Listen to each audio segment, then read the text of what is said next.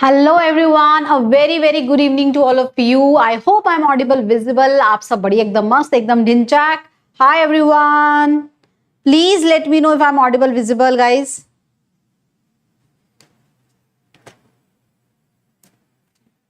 Hi everyone, am I audible, visible? So we are back resuming our famous B2A series, right? For NSEJS 2025 aspirants, the series which is only in English, the mode of teaching is English, so that those who are not comfortable with Hindi, they can also follow this series targeting NSEJS 2025. So B2A means basics to advanced series for NSEJS aspirants.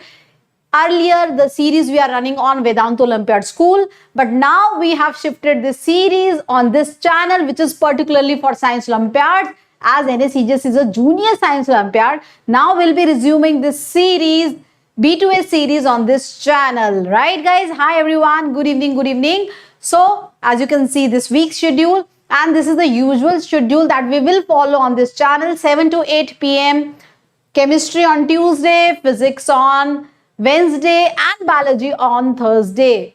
And other than this, we are still continuing with our Akar batch, which is Hindi plus English batch for NSEJS. Very good evening to all of you. Hi Manju, hi Abu, hi Aditri. Good evening Dilip, Aditya and Tejas. So B2A series is back on Vedantu Science Olympiad. Right guys? So just take a note guys. And one more thing. We have added the entire playlist of B2A series on this channel also. So, अगर आप में से कोई भी, if anyone of you wants to watch the previous session that we took on this series, B2A series, you can also watch those sessions on our channel. It is already added in the playlist, right guys? Good evening everyone. So, this is our B2A schedule and this is our Akar batch schedule, which is going on for NSEJS as well, but English, right? Now the common question is which one to follow. So guys, if you are comfortable in English, the entire lecture in English, you can follow B2A series. If you want Hindi plus English, you can follow Akar. And if you are comfortable in both, you can attend both sessions, because more number of sessions, more times you see a topic, more stronger it will become, because revision, repetition is required for every topic for NSEJS as a 8th or 9th grader. Covering this much syllabus, which is up to 11th and 12th level, requires a lot of revision rounds, right? Yes. So definitely any one of you can follow both the series simultaneously. That is kind of repetition, revision, that will definitely help you. Okay. So we were doing periodic classification of elements in our B2A series chemistry sessions, right? And like we did, what we did? We did the history of periodic table, the modern periodic table, right? And the other things related to modern periodic table. And in the last session, we did what we did? Shielding effect as well, the screening, the shielding effect, right? So today we are going to start with our periodic properties, those properties which shows a particular trend, or you can see those properties which repeats after a certain interval, periodic properties. So what is the main requirement for periodic table so that it can make our study easy? If I want to study the properties of elements, I can easily, study them, learn them via periodic table, right? So let us start the periodic table, the periodic properties, and today we are going to do atomic radius. Let me tell you guys, this is one such periodic property on which so many times questions have been asked. So everyone who is targeting NSEJS, or in fact, if you see the previous year questions of JEE Mains or NEET, you will find questions from atomic radius. So indeed, it is one of the important topic from this particular chapter as per your NSEJS exam is concerned, right? Yes. So make sure that you do not leave this topic. And see guys, periodic properties chapter, this chapter is very easy to crack, right? Easy peasy. If you follow, if you learn, if you remember, you can easily crack the question without wasting much time. So I will say periodic properties is one of the high weightage topic as well, easy to do. Any one of you who is targeting NSEJS seriously, one must go topic is atomic radius, right? Okay, Rayansh, you can also understand, but whatever you can understand, that is a bonus for you. Okay, should we start, guys? Are you all ready to learn about atomic radius? So what is atomic size or atomic radius? So basically in an atom we have nucleus at the center. So the distance between nucleus and the outermost shell, the last shell in which electron is present, that distance is known as atom radius, atomic radius, or we can correlate it with atomic size. So more is the atomic radius, more is the atomic size, bigger is the atom, right? So atomic radius is basically the distance between nucleus and the outermost shell of electron in an atom, right? That is atom ka radius, atomic radius or atomic size, right? Yes? Okay. Now, if I have to define different type of radius, basically we define three type of atomic radius. I will teach you each one of them one by one. First is covalent radius, then we have metallic radius, and then we have van der Waals radius. So we have three types of radius that can be defined for an atom, right? Let us start with covalent radius first. So let's understand what is a covalent bond. Two atoms, right? If they share their electrons, that means they have a common electrons between them.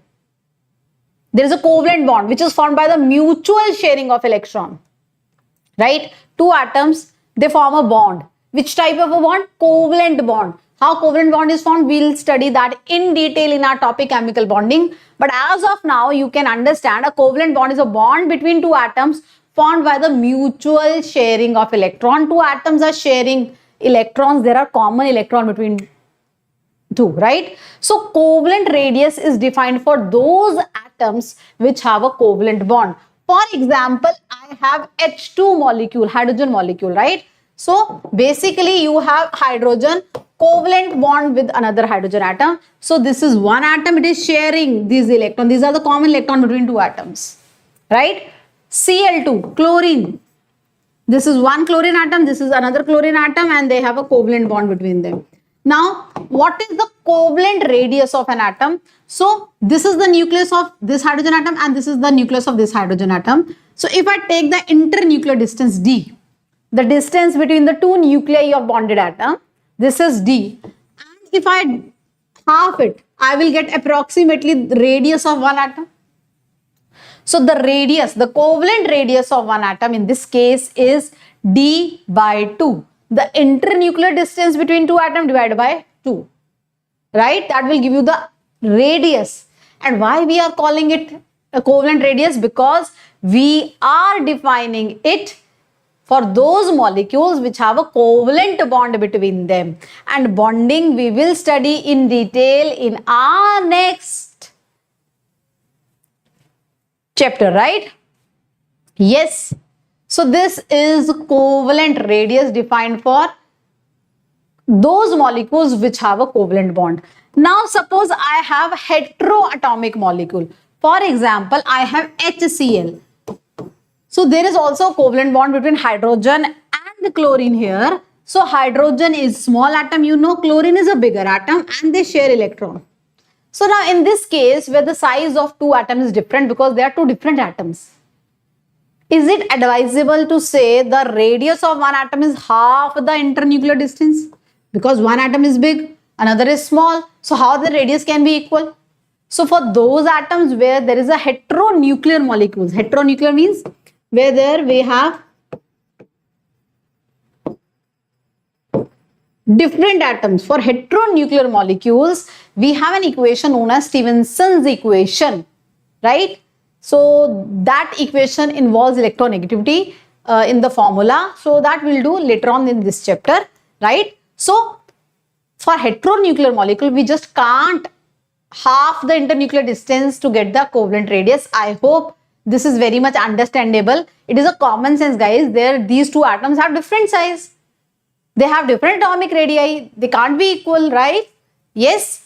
So for homonuclear, because they are the two same equal size atoms, we can half that to get the covalent radius.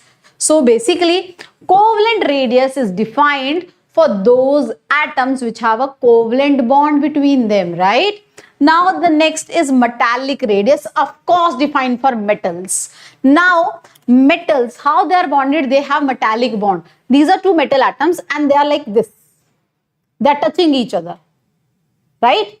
So there are two adjacent metal atoms having the metallic bonding between them. So if I have to calculate the radius of one metal atom, what I will do? I will take the internuclear distance, the distance between the nucleus of two atoms which are adjacent, and I make it half to get my metallic radius. Very, very obvious, right? So this way the atoms are arranged in metal. So you take any two adjacent metals, measure the internuclear distance. What is the distance between the nucleus of two atoms? Just half it, you will get the radius of one metal atom, right?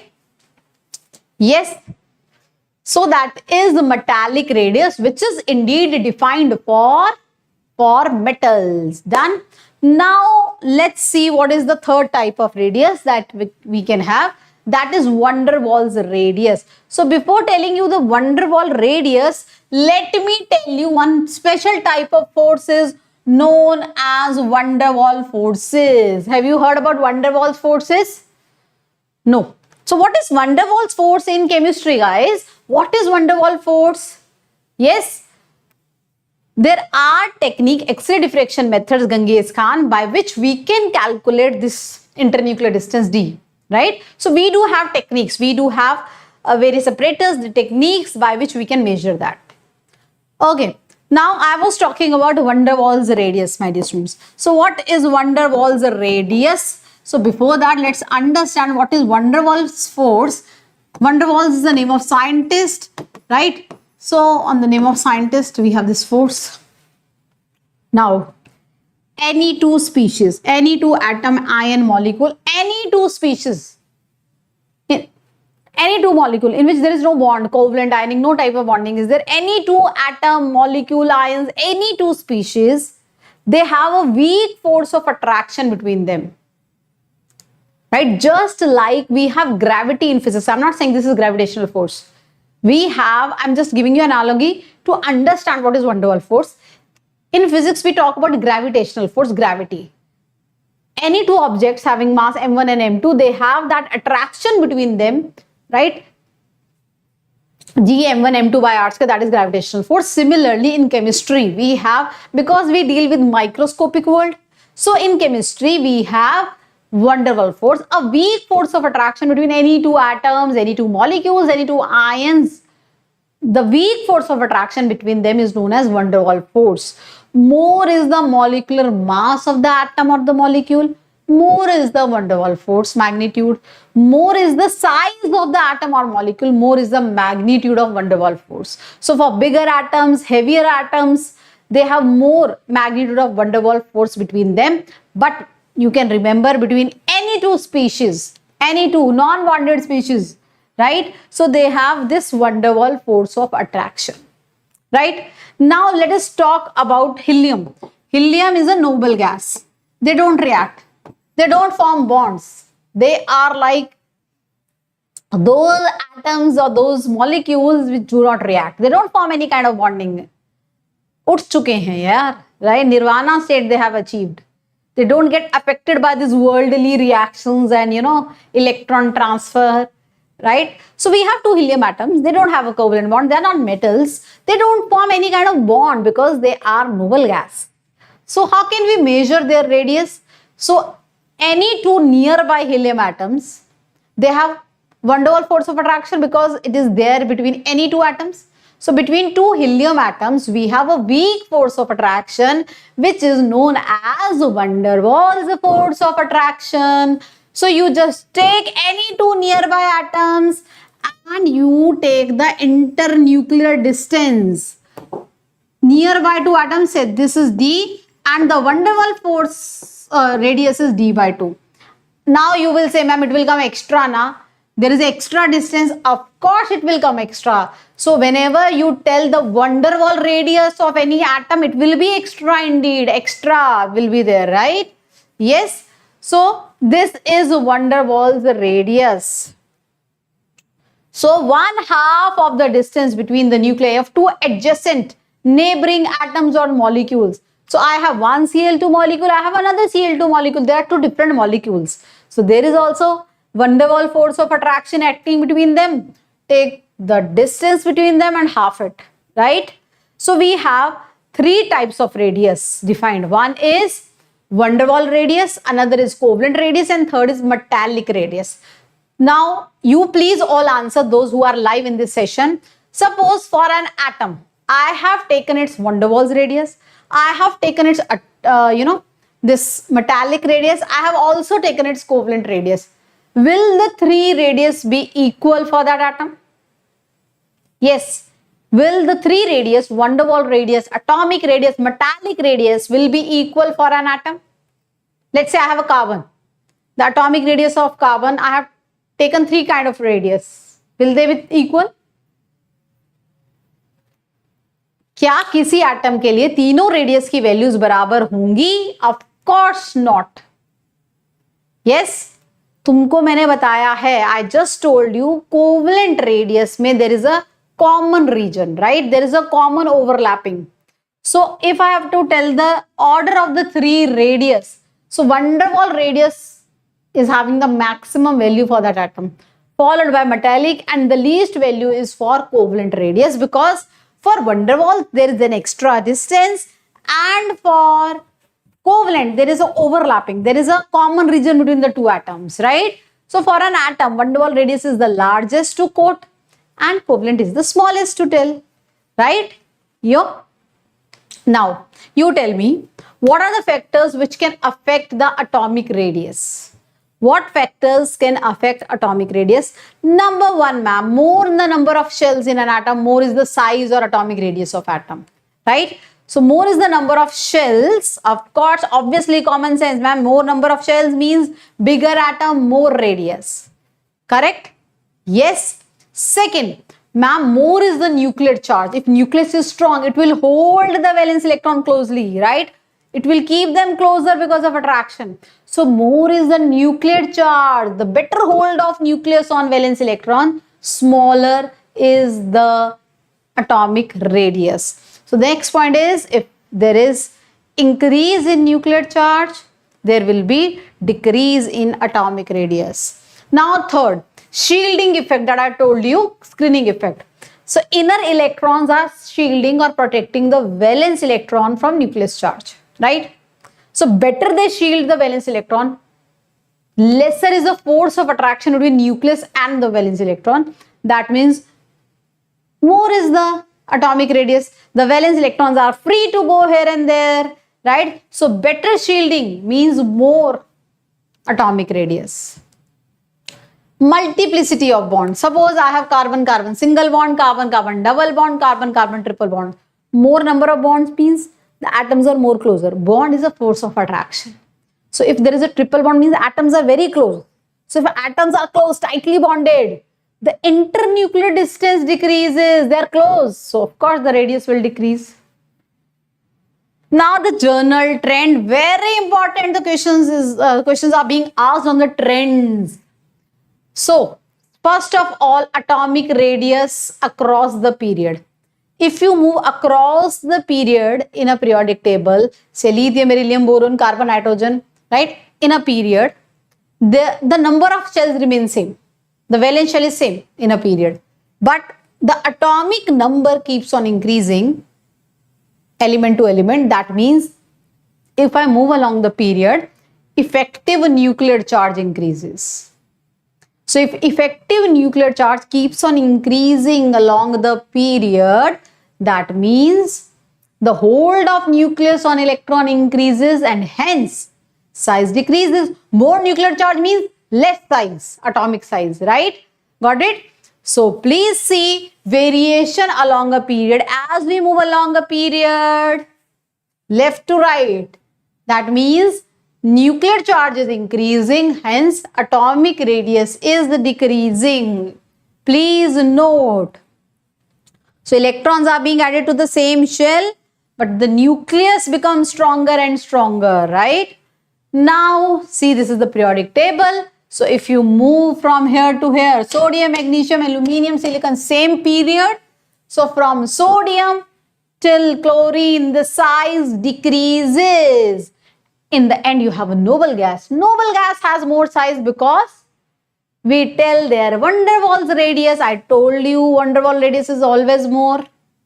Because your noble gases, they doesn't form bond. They don't love anyone, right? They are happy in themselves. They are introvert kind of atoms, right? So, we have to quote their van der Waals radius because they are not forming any kind of bond, right? Now, down the group. If I talk down the group, as I move down the group, lithium, sodium, potassium, rubidium, cesium, francium, down the group, number of shells are increasing. It has second shell, third shell, fourth shell, fifth shell, sixth shell, seventh shell is the valence shell. If the number of shells keeps on increasing, of course, atomic radius increases.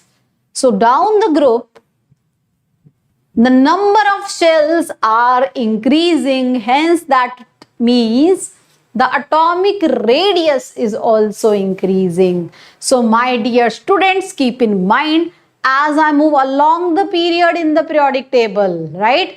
Along the period, what the general trend is? Along the period, nuclear charge increases, atomic radius decreases. Down the group, yes, down the group, you will see there is increase in atomic radius because of increase in number of shells. More or less same, Aditya, it doesn't matter. So basically, which radius is quoted, that is important, Aditya. If they are giving the values of covalent radius, then of course your argon will have lesser. So if they are quoting van der Waals radius, then your noble gas will have higher value, right? So I hope you are done with the journal trend. Now the special cases of chemistry known as exceptional cases. Many times in the last session also I told, many times students are like fed up of chemistry just because it has exceptional cases. I have heard so many students, ma'am, बहुत exceptional cases हैं, exception याद रखनी पड़ती है, chemistry मतलब lot of exceptional cases याद रखनी पड़ती है मैम. तो बेटा ये chemistry की problem नहीं है, ये अपनी limitation है. मैं हमेशा बोलती हूँ, तो तुम अभी इस लेवल पे नहीं पहुंचे हो, हम इस लेवल पे नहीं पहुंचे हैं, साइंटिस्ट इस लेवल पे नहीं पहुंचे हैं कि वो एक कॉमन थ्योरी या कॉन्सेप्ट से सारे केसेस को कवर कर सकें.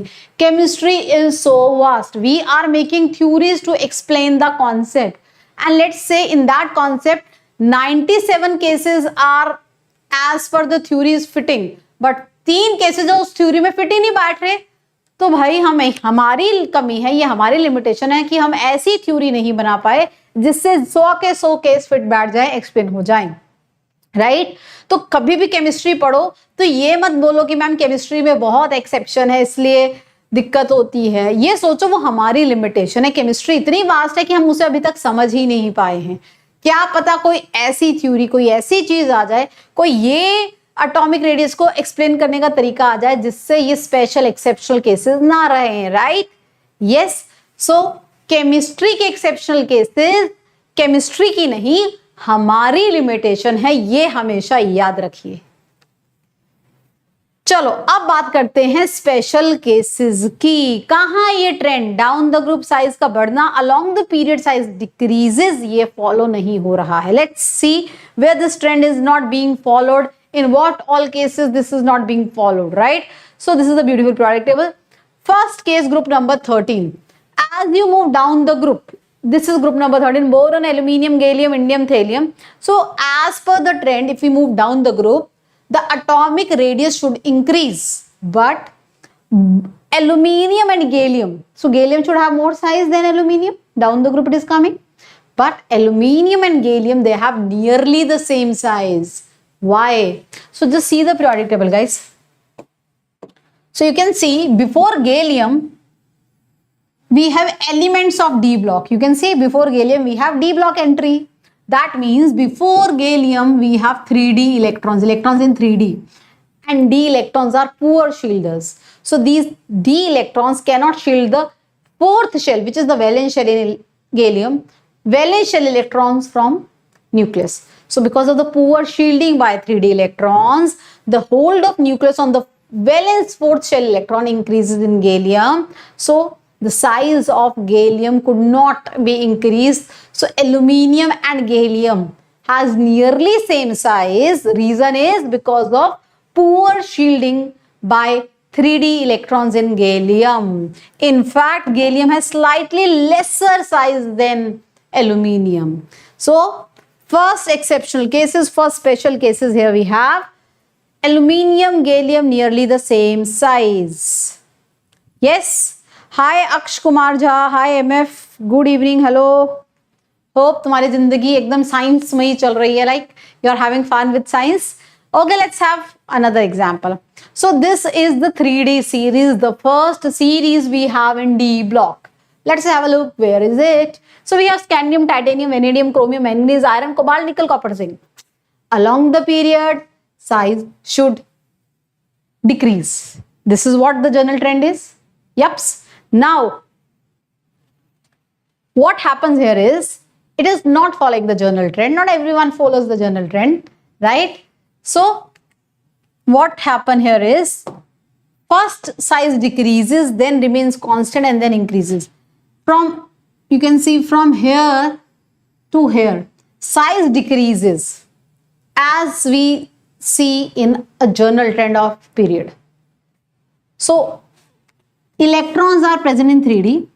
From here to here, size decreases because d electrons, they are poor shielded. The electrons are being added in 3D, 3D1, 3D2, 3D3, 3D5, so on, right? So 3D electrons are being filled and d electrons, they are poor shielders.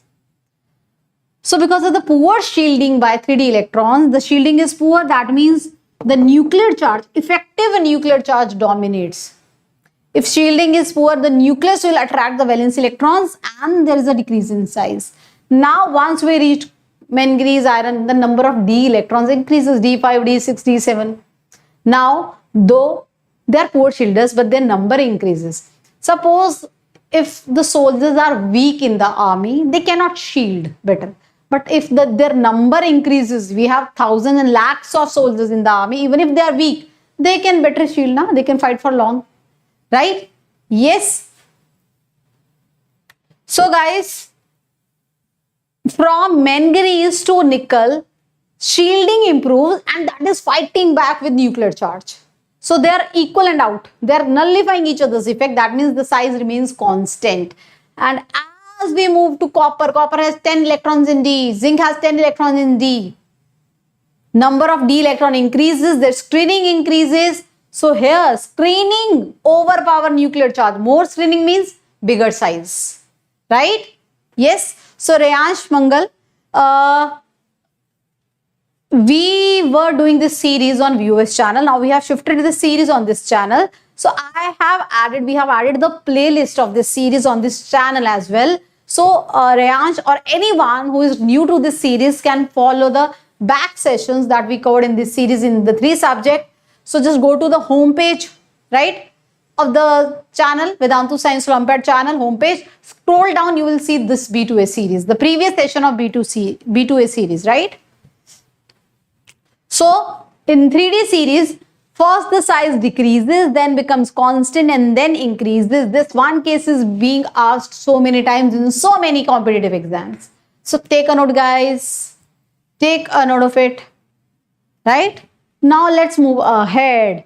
Lanthanide, lanthanide, lanthanide, lanthanide. So group 3, group 4, these elements, right? Now, as we move along the period, right, the size should decrease, right? Right? And down the group, size should increase. So this is group number 4, this is group number 3. So as per the general trend, we expect zirconium to hafnium size should increase. We expect that hafnium should have more size than zirconium because it is coming down the group. But this is not the case. Zirconium and hafnium has nearly same size. Why it is so? Why they have nearly same size? This is also one of the important case being asked many times. So guys, before hafnium we have lanthanum and lanthanides. So here come lanthanides, which are placed in F block in the periodic table. And in lanthanides, we have electrons being filled in for F. And F electrons, they are the worst shielders out of all. poorest shielders, they cannot save the valence electrons of hafnium from the nuclear charge. So the hold of nucleus is more on those electrons, right? So the size decreases. Ideally it should increase, but because of the poor shielding by inner 4f electrons, zirconium and hafnium have nearly same size. Got it? Yes. And we have a term.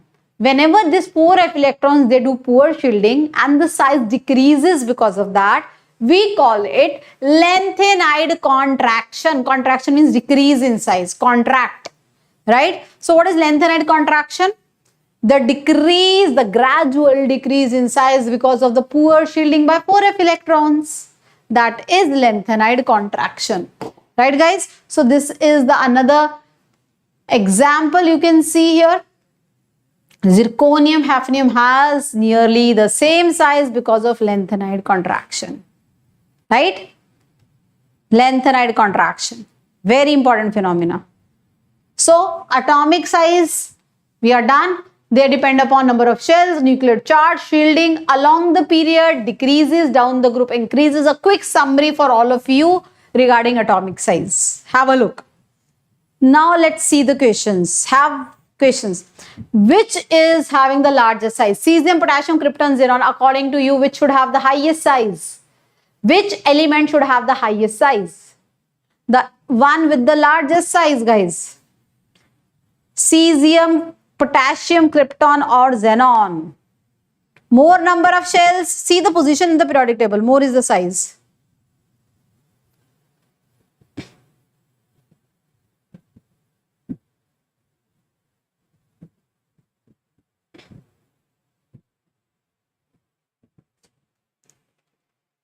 So indeed the answer is cesium. You please see the position of cesium in the periodic table at the bottom of the first group. More number of shells, more size, right? So you can see position of it is in period 6 having the more number of shells. Now choose the correct atomic size radius. As I told you, down the group size increases, along the period decreases. So we have aluminium, sulfur, phosphorus, chlorine. They belong to same period. They all belong to third period. You can see the options. We have aluminium, we have sulfur, we have phosphorus, we have chlorine. So along the period, aluminium, phosphorus, sulfur and chlorine. Size should decrease along the period, right? So what should be the answer? It should be D donkey. D donkey should be the answer. As we move along the period, size should decrease. Next question. Among the third row elements, third row means third period, which is having the maximum size? Out of third period elements, which should have the maximum size? Third period, from sodium till argon, which should have the maximum size, guys? Third period element, which should have the maximum size?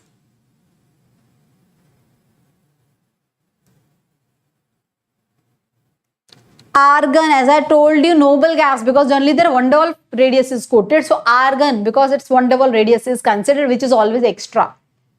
As we move along the period, Sony size come hota hai, decrease hota hai. Now ionic radius, let me tell you quickly what is ionic radius. So ion are of two type. One is cation, the ion which is positively charged, formed by the loss of electron. And an atom loses electron and it becomes positively charged ion, that is cation. I hope you all are aware of. Another is anion, a negatively charged ion, which is formed by the gain of electron. An atom gains electron, extra electron, and it becomes negatively charged, right?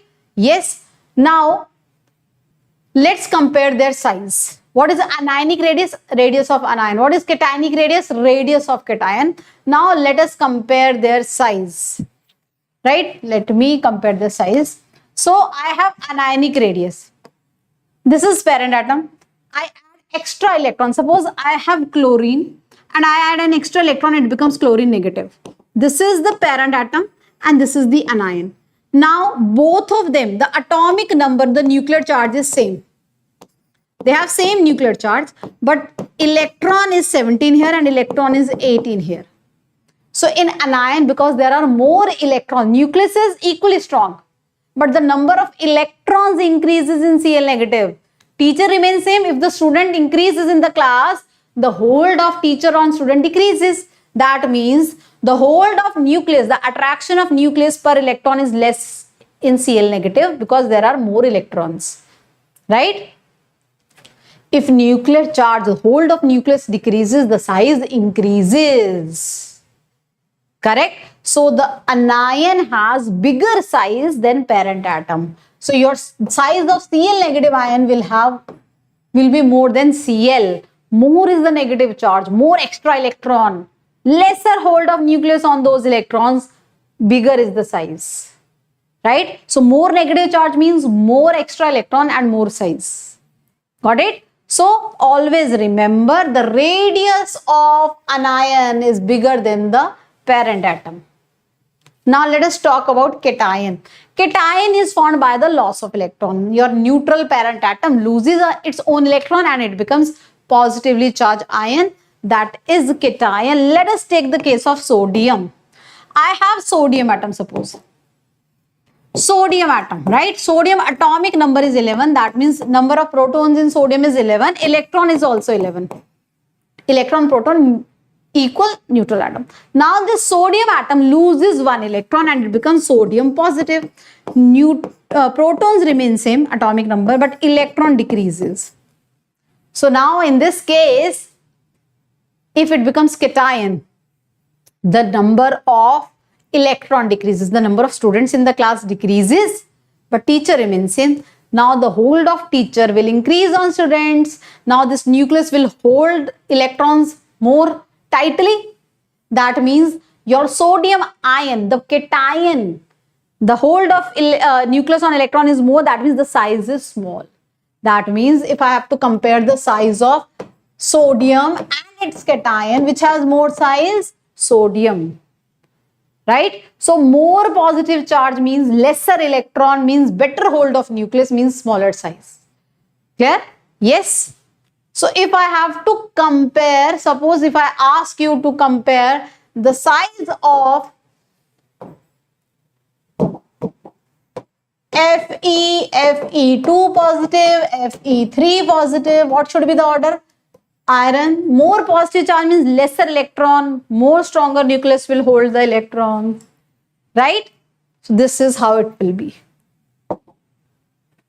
Now, very important, last topic, very important, isoelectronic species. Very important, one of those topics which is supremely important, one topic which is most frequently asked in all exams, NSEJS. So isoelectronic species means those species which have same number of electron. N3 negative, O2 negative, F negative, Na positive, Mg2 positive. So they all are isoelectronic species. They have same number of electrons. Please see. Their atomic number of proton is different. Its atomic number is 7, 8, 9, 11, 12. You can also write here aluminium. 13 atomic number and 10. So they have same number of electron. Electron is same, but protons, nuclear charge is different, atomic number is different. So they are isoelectronic species. Now, if you have to compare the size of isoelectronic species which have same number of electrons, remember, more is the nuclear charge. That means more is the atomic number, stronger is the nucleus. The students in each class is equal, 10, 10, 10. But stronger is the nucleus, better will be the hold. If nucleus has more attraction, more hold on electrons, the size decreases. So please remember, out of them, smallest size of aluminium, the largest size of this nitrogen ion. So for isoelectronic species, atomic size, ionic size rather, size is inversely proportional. Remember, this is only true for isoelectronic species. Inversely proportional to atomic number. Please note it down somewhere. If you are to compare the size of isoelectronic species, then remember this. More atomic number means more stronger nucleus because electrons are same, smaller size. So if I have to see the order of size, this is the order of size. So very important topic, you should know, very easy. Just remember the result, guys. One of the most important, many times it has been asked in all the exams, NSEJS, INJSO, IJSO, JEE exam, NEET exam. If you see the previous year of any of these exams, you will surely find question on the same, right? Please note, for isoelectronic species, if atomic number is more, size is small. So quick recap, guys, for all of you. Atomic radius, the trends, everything. Let's solve previous year questions. An element with atomic number 44 is below which element in the periodic table? These are previous year NSEJS question. An element with atomic number 44, without looking at the periodic table, you should answer, guys. In NSEJS, you won't get periodic table. In further stages, you will get periodic table. It is iron. It is indeed iron. Next question. Which of the following has nearly the same radius? I told you this exception and I told you questions were asked. So this is previous year question, NSEJS. Out of all the options in which the atoms have nearly the same size. One of the exceptional cases, that is iron, cobalt, nickel, copper, Sony. I told you na, 3D series size first decreases, then becomes constant and then increases. This is that case, the exceptional case, right? Next, lithium, nitrogen, carbon, beryllium, they are in the same period. And as we move along the period, size decreases. So can you please tell me which has the largest size out of all?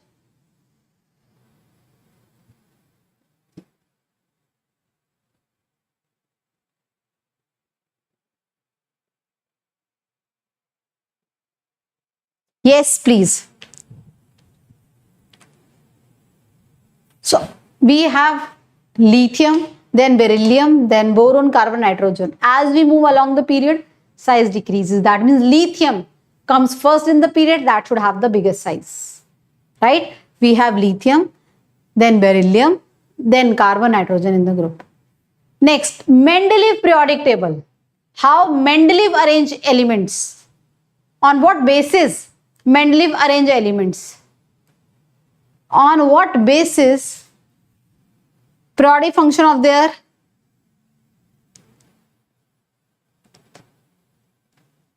according to Mendeleev's periodic law, the properties of elements are the periodic function of their increasing atomic masses. Mendeleev arrange element according to their atomic masses. Atomic mass. Now this is the last question, guys. Though the element is discovered now, what would be the atomic number of next halogen if it discovered in the future? Let me tell you, it is 117. It was a previous year question. When the element was not discovered, it was asked in NSEJS, right? Yes? Okay, guys. This is the homework question for all of you. You can please take the screenshot and let me know the answer in the comment section. This is the homework question. Please read the homework question. Take a picture, screenshot, and let me know the answer in the comment section of the video, right? Afterwards, you can write the answer. So that's all for today, guys. And I hope you are following this series if you want to crack NSEJS, guys, right? So this B2A series we have resumed on this channel. So do not forget to follow. If you are following the series on VOS, we are going to cover the topics related to NSEJS, and the mode of teaching in this series is English. So anyone who cannot understand Hindi or is not comfortable with Hindi can follow this series and crack NSEJS to be NSEJS qualifier. Yes? Done? So just make sure you write your answer in the comment section, MFFYTX, whatever your complicated name is. So बच्चों पढ़ते रहो, बढ़ते रहो, मचाते रहो, देश को gold जिताते रहो. Keep learning, keep growing, and I'll be back very soon on the channel with another academic session. अभी है आनंद सर, एपी सर, हमारे प्यारे एपी सर का सेशन आकार बैच का, जहां वो ज्ञान बांटेंगे फिजिक्स का related to NSEJS, JEE and NEET. मजेदार फिजिक्स के कॉन्सेप्ट सीखो एपी सर के सेशन में जो अभी है 8 PM लाइव, तो उसको ज्वाइन करना ना भूलें। Yes, bye, take care, God bless you all.